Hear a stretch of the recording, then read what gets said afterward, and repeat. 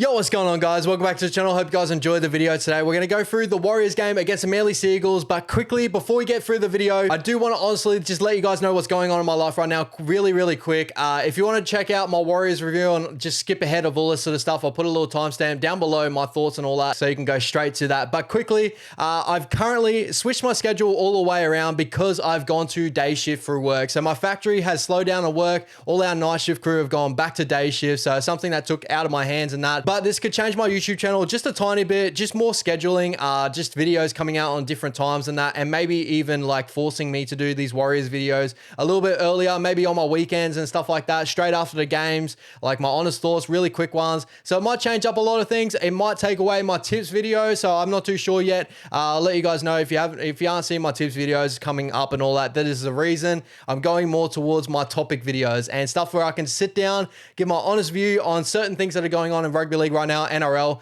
The Warriors videos are staying on my channel. They're always going to be there because there's something that I enjoy so much, and they're like my passion just gets so like it. I feel like my passion gets across on the internet through those videos so well. And even with topic videos, I feel like you guys can connect with me a lot better with that sort of stuff. So I really enjoy just doing those videos. They like, you know, the editing's really nice. Like it doesn't have to do too much editing because I really do enjoy like just giving across my honest views on stuff. So there's not too much editing and that, where my tips videos seem to be just like heavily edited, you know, this and that. I'm just trying to like speed it up so you guys are just enjoying every sort of moment. These are the ones where I just sit down and talk to you guys my honest thoughts on certain situations in rugby league and certain situations with the New Zealand Warriors. So hope you guys enjoy that sort of stuff. Comment down below your thoughts on that. And if you enjoy this sort of stuff, please make sure you like, subscribe.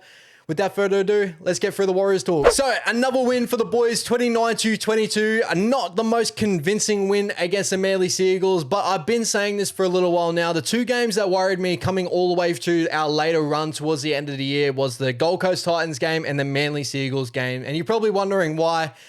My honest reason is towards that is these two teams seem to be, even though the West Tigers gave us a red hot crack and like, you know, the Raiders, but they're a top 8 team, but it's maybe slipping out of the 8 depending on how their sort of end of season goes. But those sort of teams really worry me, more so the fact of they used to be us. I felt like they were so much like us in the previous years in between 2018 to what we are now, especially even maybe just before the 2018 towards like 2011, 2018 season, is us just being out of that 8 spot. And like maybe our season is done, but still feeling like we're that team that can turn up on a day and ruin some other team's day. Especially, you know, the talent that we had across the park during those days is very similar to these sort of teams. Like the Titans with Dave Fafita, Tino Fa'asuamaleaui, like certain players like Philip Sami's amazing. Like even like Brian Kelly's been playing amazing. Jaden Campbell, AJ Brimson. You look at this Manly side, DCE, Ruben Garrick, like just these teams have talent across the park. It's just inconsistency is the only reason why they're at the bottom of the ladder. Certain things that are going on in their season. The media may be locked in with them at the moment with a whole lot of different topics that take them off rugby league. There's a reason why some of these teams are at the bottom of the ladder, and those are the sort of teams that do worry me. The Manly Sea Eagles seem to be that team that we struggle to get over the top of sometimes. No matter who runs out in that park, it just seems to happen. It seems to happen every sort of year. I'm proud of the boys, 29-22, but honestly, you know, my honest thoughts on it is I feel like we do need to give a really top-notch effort coming into finals, and we've had moments of just brilliance throughout these games. Like the Titans game, my best way I explain that to you guys, if you haven't checked out my Titans review video, just any of my videos on the Warriors the last couple of weeks, go check them out down below. I have a couple of really key thoughts that are going through my head with them at the moment, but it's more of the fact of like we get to these leads by a couple of back-to-back big tries. Like we have these moments in the game where we look like we're going to take over this game, but then we have moments where it falls away due to momentum shifts. And I feel like that's a big key part to modern day rugby league is momentum shifts seem to be so hard to get back, especially when you have the momentum, you continue on the ride, but if a team fights it back, it's so hard to get back on that horse. Like, you know, as an example, right?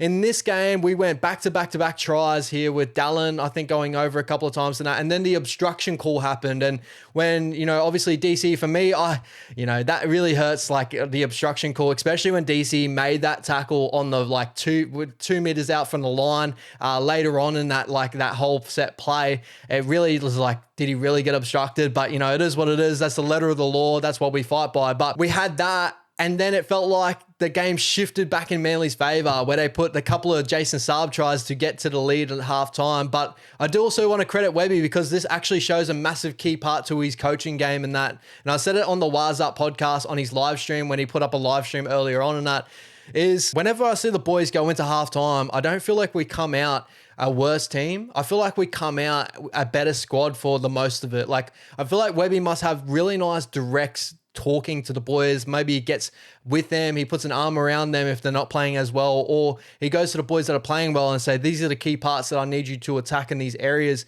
And that's really shifting a lot of parts of our game. So I do want to credit Webby quickly there on this. But the main thing I want to talk about is a guy that has been absolutely branding it for, the last 16 games that he's actually been playing. Can you believe that Dallin Watene-Zelezniak is now tied for the first in most try scores in his competition with only playing 16 games in his competition? He's missed out on a big part of the season.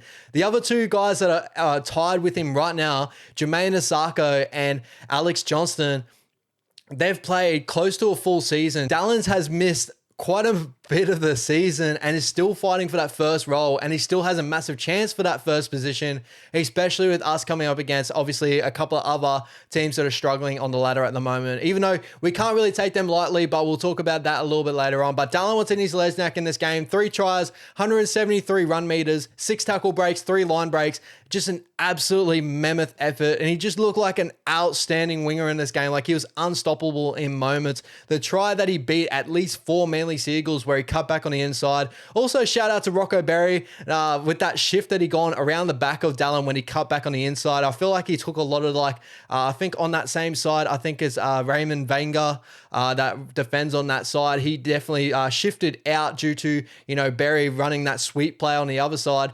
Really good effort there, but it was all Dallin on that one. He just bounced between a whole lot of different tackles, bounced off Jake Arthur, who had a really great game for me in this one, and scored that really nice try that got us back on the horse there. So just a massive shout out to Dallin.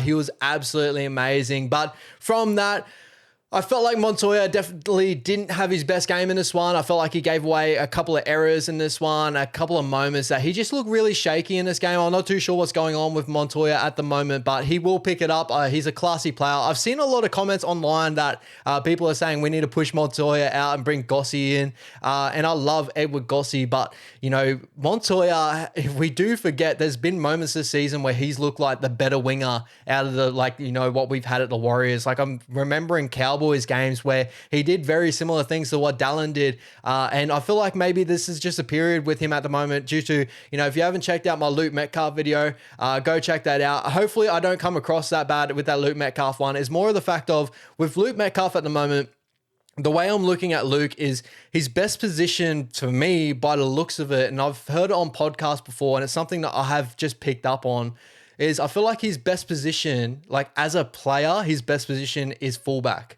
And when I see him play, I feel like his best positions as fullback is running with 3-on-2s, running support play from the middle. He's very damaging on more running options than he is with 5'8" options where he's running with Jackson forward. Him and Jackson seems to starting to find their mojo again, where he's putting Jackson into really nice moments. I think that Jackson's had a couple of back-to-back really amazing performances.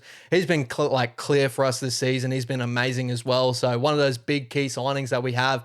But I have just noticed that maybe the outside men aren't getting the most attacking football that they usually get back in the past. And it's kind of labored ever since maybe Tamare's come out of the lineup. Montoya had a lot of really good moments earlier this season when he had Tamari Martin on that 6 role. But for me, I can't take away Metcalf from that 6 because I feel like Metcalf needs to be our 6. And due to the way our structure of our roster at the moment, we need Metcalf there because obviously Tamari is still coming back off injury. If Tamari is fully healthy, I still want to see Metcalf there because I feel like their combination is starting to grow where Shawnee's actually taking over a game on both sides of the pitch. And I really do enjoy seeing that at a halfback. It's something that Jackson Hastings is really good at. If you actually watch a lot of Jackson Hastings, he gets in behind the ruck.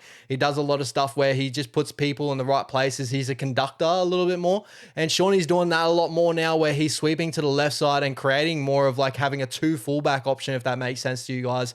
If you watch a lot of footy, if you played fullback and you're passing that. For me, a fullback is the best. He's a best attacking option for a fullback is not first off the ruck. It's maybe a 2-man out onto a sweep play to where they're running 3-on-2s and stuff like that, where he's not using an edge back rower to his benefit. It's more so getting on the outside of that edge back rower and running with a center winger on that side. So it's seeing that more option now as like Shawnee is starting to grow to that position. Their combination is starting to grow. And I feel like maybe that will take a back foot step and it'll take a little bit more time to get back with Tamari Martin to back on the same page. And that overall, I thought that obviously, I think Manly caught us out a couple of times. Jake Arthur caught us out very early on in his first try, the first try of the match where he dummied to go on Shawnee. But it was more so Jason Saab on that wing with all the speed. I felt like our inside defenders didn't push out early enough to help Montoya. I felt that first try that Sabi had was more so the attacking brilliance of DCE, the way you use Olakawatu in that moment where Olakawatu became like the main ball player there, put DCE on a sweep play and put him on a 3-on-2 option. And really, like, Montoya couldn't do much there other than just come back in on DCE and try to shut that down. But there was moments in this game where we lack focus. So hopefully, we've been saying it for the last couple of weeks, and that does worry me that this is consistently starting to be a thing against these other teams. But also, as I said at the start of the video, these sort of teams worry teams like this. We saw the Melbourne Storm against the Dragons on the weekend where they really struggled with the Dragons. And I feel like the Dragons could turn against us as well.